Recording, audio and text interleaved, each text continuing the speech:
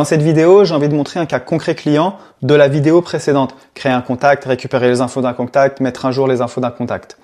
Ici, dans le cas de Conform, ils ont voulu faire du teasing sur leur V2 et récupérer des mails et mettre à jour avec HubSpot. Mais le problème, c'est que sur HubSpot, certains clients existent déjà. Donc, que faire quand un client vient, met un mail et que le client, justement, existe en tant que contact sur HubSpot? Donc, une fois que le mail est rentré, l'utilisateur réserve son accès. Comment c'est géré derrière? J'ai créé une API HubSpot et 3 calls. Créer contact, récupérer contact et update le contact. Donc, créer le contact, on l'a vu. Ici, j'ai le endpoint qui est là. Je crée uniquement en mettant un email. Ensuite, j'ai récupéré le contact. Comme on l'a vu dans la vidéo précédente, moi, je le récupère avec l'email. Donc, je précise l'ID property. Et ensuite, j'ai le update contact. Le update contact, dans la documentation API, c'est un patch qu'il faut faire. De la même manière, il faut préciser lequel on veut modifier, enfin mettre à jour. Donc, je vérifie avec un email. Et moi, la propriété que je souhaite mettre à jour, c'est la propriété que j'ai appelée teasing. Et cette propriété-là, je l'ai créée moi-même et je récupère l'ID unique, comme on a vu dans la vidéo précédente. Et c'est un booléen, ici, que je vais modifier en true ou false. C'est les 3 requêtes que j'ai. Là, on va regarder au niveau des workflows comment je les paramétrais. J'ai un bouton. Quand l'utilisateur clique sur ce bouton, je vais vérifier dans un premier temps avec un regex si oui ou non le format du mail est correct. S'il est OK, on arrive sur cette suite d'actions. Cette suite d'actions, c'est 3 custom events. C'est un custom event par action sur HubSpot.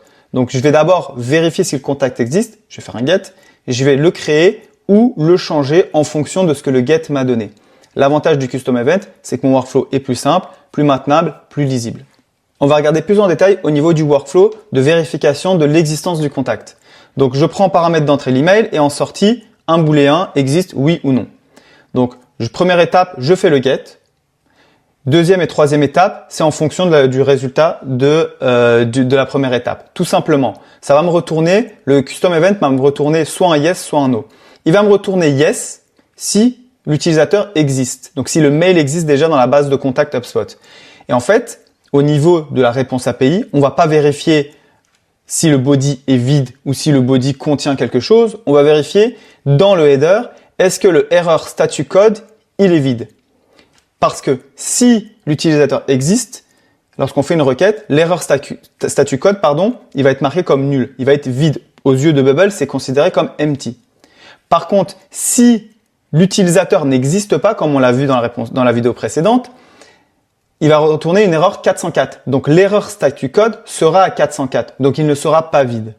Dans ce cas-là, soit il est vide, donc yes, l'utilisateur existe, le custom event me renvoie yes, auquel cas, si il n'est pas vide, il va me renvoyer no. Parce que, quoi qu'il arrive, l'erreur, en fait, j'ai pris la décision de le faire avec isEmpty parce que comme ça, j'ai pas à gérer le code d'erreur. Peu importe ce qui se passe, si en tout cas l'utilisateur existe, ça sera forcément vide, donc il faut que ça me renvoie un oui. Et dans tous les autres cas, tu m'envoies un non. On revient sur le workflow initial. Donc, le contact existe, oui, non.